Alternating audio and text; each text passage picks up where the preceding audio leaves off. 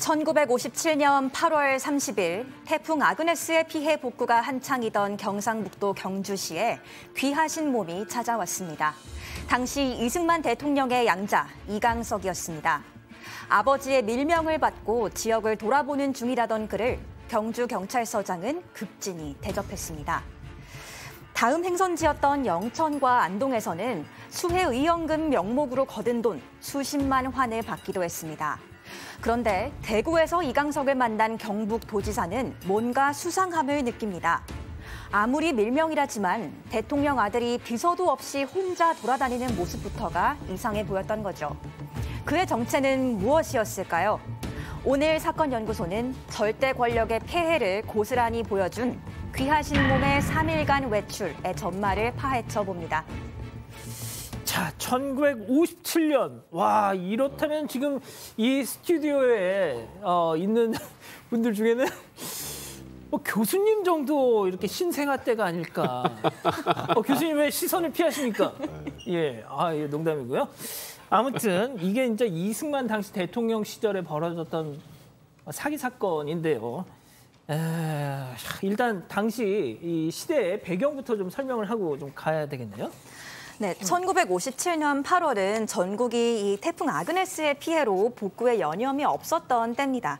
특히 경상북도 일대 영남 지방의 피해가 상당했던 때인데요. 이런 와중에 이승만 대통령의 아들 이강석이라는 사람이 경주에 나타나서 아버지의 밀명을 받고 지역 피해 복구 상황을 시찰하러 왔다라고 밝힌 겁니다.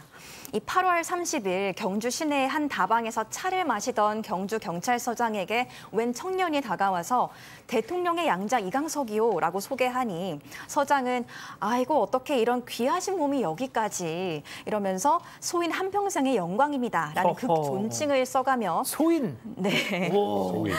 최고급 호텔과 전용차, 운전기사를 제공해서 불국사 관광을 시켜주는 등 아주 극진하게 대접했다고 합니다. 여기에 경주시장까지 합세해서 이강석 모시기에 열일이었습니다. 대통령의 아들이라면은 요즘엔 안 쓰는 표현이지만 영식 뭐 이런 거니까. 근데 영식도 지금 뭐 이 상당히 권위주의적인 표현이다 이러는데 소인한다. 이거 거의 뭐 소인. 이거 동공방아 약간 느낌인데. 네.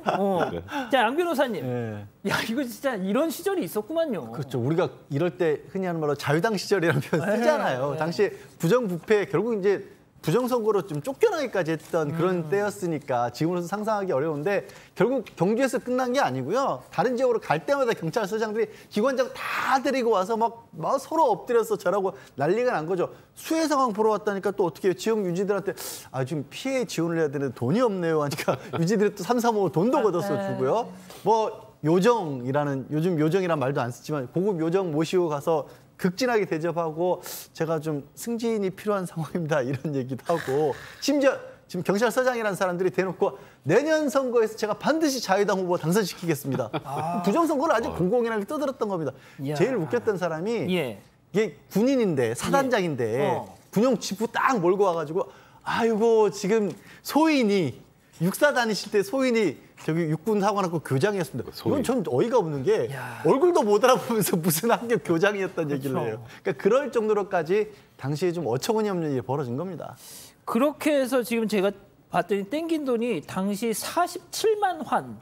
그러니까 당시 공무원 월급이 3천 환이었대요. 근데 그렇게 이제 뭐 수재 의연금으로 내가 좀 필요한데 이렇게 해가지고 진상했던 돈이 47만 환. 자, 그런데 백 변호사님. 네. 일단 그 이강석이라는 존재. 네. 뭐 아시는 분들은 다 아시겠지만. 그러니까 지금 이게 1957년 일이잖아요. 근데 그 같은 해 3월에 이강석이 이승만 전 대통령의 83번째 생일을 맞이해서 양자로 임명이 된 겁니다. 근데 이 이강석이 누구냐면 그 당시 이승만 대통령 오른팔이라고 할 수 있죠.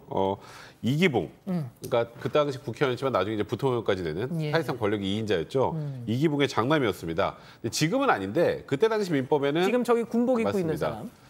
그러니까 장남은 이제 입양이 안 돼요. 그러니까 이제 법적으로는 무효예요. 그러니까 내 양자로 삼는다 그렇지만 법적으로는 무효였던 겁니다. 뭐 어쨌건 그래도 법적으로 무효도 이승만 대통령 그 당시 뭐 나는새우 떨어뜨리는 이승만 대통령 이기붕 씨 아들을 뭐 양자를 입양했는데 그거 무효입니다 이럴 사람 누가 있어요. 그렇죠. 그러니까 그 권력을 믿고 행패와 난동을 부리는 등 문제가 참 많았던 인물이었습니다. 이게 진짜 뭐 어느 정도였냐면은 그냥 무슨 뭐 경찰서 가가지고 헌병 막 뺨을 때리고 막 그랬다는 얘기도 있어요. 자, 그런데 들으신 것처럼 현직 대통령의 양자 그리고 2인자인 부통령의 진짜 큰아들 1인자, 2인자의 이제 아들이다 보니까 이거 진짜 야, 너 새 떨어져 그러면 떨어질 것 같은 지금 위세를 부렸을 것 같아요. 그죠? 네, 정말 이게 이강석은 무서운 게 없었던 것 같은데요. 이게 양자가 된 후에 백주대낮에 헌병 정복을 입은 헌병 뺨을 때리고 또 파출소 기물을 파손하는 등 그런 난동을 일삼았습니다. 그런데도 아무도 이 대통령의 아들 이강석을 막거나 또 보도하는 사람조차 없었습니다. 이게 서울대 법대 부정입학까지 시도를 했었는데요. 결국에 서울대생 1,200명이 반대 서명을 내고 동맹 휴학에 돌입하면서 결국 무산돼 육군 사관학교에 입학했다고 합니다. 당시 그럼 왜 군인 육사생도들은 그때 군연이 떨쳐 일어나지 않았을까요? 서울대생들은 그랬는데. 자, 교수님, 야 진짜 뭐 지금 뭐 심지어 우리 백 변호사님의 선배 양지열 변호사님조차도 당신은 그냥 아직 태어나기 전이어서 그래 타더라 하는 얘기를 듣고 지금 얘기를 하는 거지만 교수님도 뭐 그때는 신생하셨겠지만 좀 얘기를 해주십시오. 그래도. 지금 같으면 상상도 못 하겠죠. 저렇게 갑질하게 되면 바로 이제 그 다음 주에 사반에 나올 가능성이 맞습니다. 사건이 맞아. 정치부에 나올 수도 있어요. 그런데 이제 제가 아까 이제 권력형 그 얘기를 하면서 지금 방금 우리 앵커께서 얘기를 하셨는데 아마 이거 준비를 하시면서 이게 조금 틀린 부분이 하나 있어서 제가 바로 잡겠습니다. 아 진짜? 예. 연륜에서 나오는. 그러니까 이제 그 육사에 입학을 했어요. 예. 입학을 했는데 그때 당시에 육사생도들이 문제를 삼아가지고 졸업을 못했습니다. 그렇군요. 졸업을 하지 못하고 육군 종합학교에 소위로 인간을 했어요. 예, 그 당시에 이제 그 아까 얘기했던 그 서울법대생들 뭐 1,200명이 동맹 휴학을 하고 했었는데 일단 육사 같은 경우는 이제 그 군 학교니까 일단 입학을 했어요. 입학을 했는데 이제 거기에서 그 당시에 제가 이렇게 따져보니까 한 16기 정도 강제구 소령하고 같은 그 동기생 정도 되는데 그때 당시에 결국은 이제 학교에서도 뭐 성적이라든가 이런 것 등등 해서 좌우간 끝내는 그 졸업을 하지 못하고 이제 그 육군 종합학교에 가서 이제 소위로 인간을 했다. 그래서 제가 그럼 정정을 해야 되겠네요. 왜 육사생들은 분연히 떨쳐 일어나지 않았습니까 했는데 결국 그렇게 해가지고 육사를 못 갔군요. 아니요. 갔다가 도중에 퇴교했습니다. 그래서 어디로 갔다고요? 그러니까 육군 종합학교로 육군 종합학교. 네, 종합학교로 가서 이제 소위로는 인간을 했죠. 그랬군요. 자, 제가 참고로 우리 오윤성 교수님이 육사 출신이십니다. 예, 아무튼 그게 중요한 게 아니고. 자, 수해 지역 시차를 3일 동안 이렇게 막 영남 지역을 돌다가 대구로 갔습니다.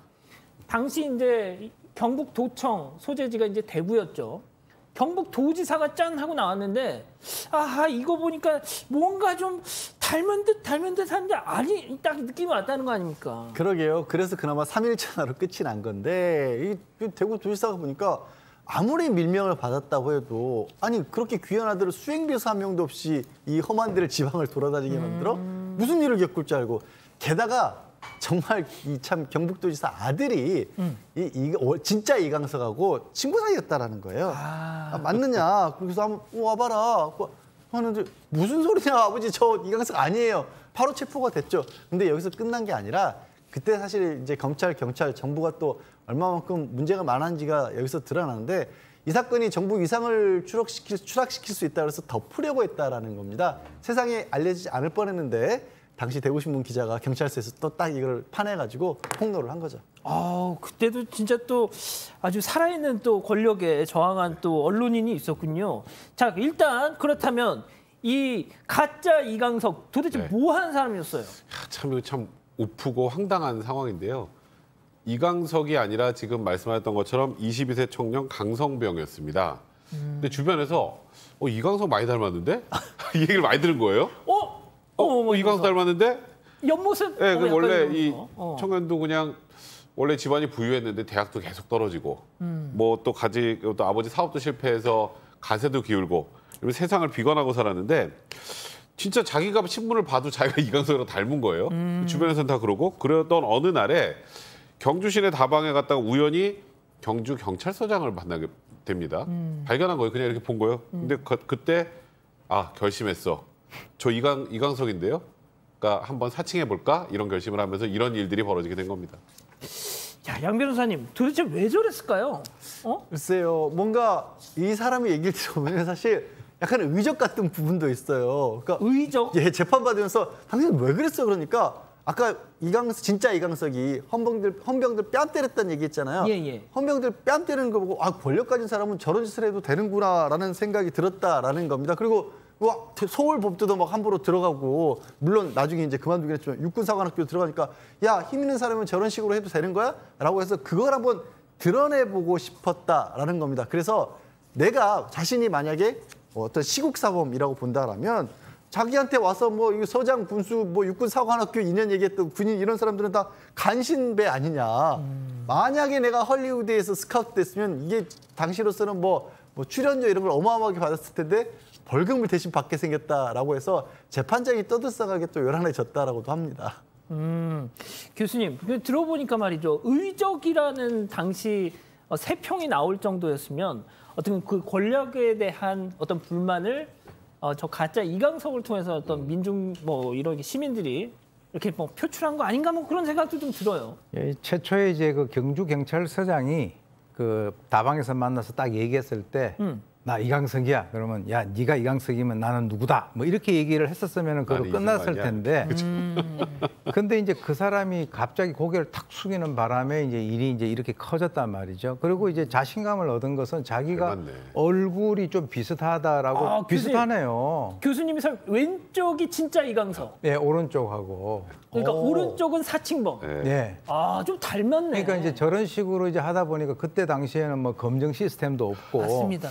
하다 보니까 이제 그게 먹어 들어갔는데 실제 이제 그 어떤 저렇게 뭔가 내가 누구 아들이다라고 얘기를 하게 된다면 모든 것들이 다 먹어 들어간다라고 하는 그런 분위기에 대해 가지고 상당히 뭔가 어떤 그 저항감을 느끼는 것이고요. 그 당시에 이제 그 만화도 이제 그 유행을 했었고 특히 이제 그 경주 경찰서장이 가짜 이광석에게 사용을 했었던 귀하신 몸이라고 하는 것이 한때 굉장히 그 관용어처럼 유행했었다라고 하는 그런 그 보도들도 많습니다. 그러니까 저도 오늘 알았는데 저 귀하신 몸이라는 거 지금도 쓰잖아요. 그러니까요. 저기서 나왔네. 진짜. 이게 여기서 유래가 된 겁니다. 시작이 된 겁니다. 자, 그래서 재판 결과 어떻게 나왔죠? 일단 이 사건이 정말 그 온 국민들의 관심을 받는 사건이었기 때문에 지금이라면 있을 수 없는 일인데 방청객이 1,000명 정도 몰렸다고 합니다. 지금은 1,000명이 들어가는 법정이 없는데 그래서 판사가 들어온 입구까지 다 이렇게 사람들이 다 장악을 해가지고 판사가 들어오다가 이제 법복이 찢어지기도 했다는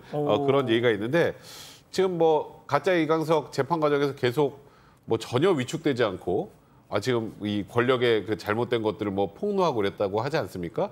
이광석은 징역 10개월에 처해졌는데요. 근데 이제 문제는 또 다른 사람도 있죠.